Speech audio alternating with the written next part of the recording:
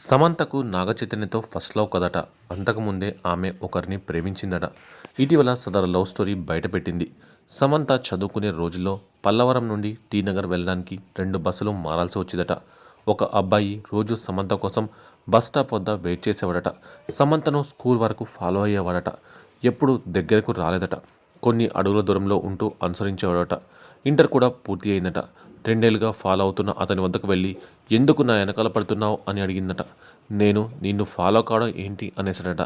దాంతో సమంత షాక్ అయిందట. అది ప్రేమో ఏమో తెలియదు కానీ అదే నా ఫస్ట్ లవ్ అని సమంత చెప్పుకొచ్చింది.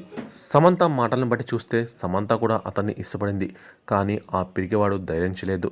ఒకవేళ ధైర్యం చేసి ఉంటే సమంత అతన్నే పెళ్లి చేసుకుని ఉండేదేమో. ఇక నాగచైతన్యను ప్రేమించి పెళ్లి చేసుకున్న సమంత కొన్నాళ్లకు అతనితో డివోర్స్ ఇచ్చి ప్రస్తుతం సింగిల్గా ఉంటుంది.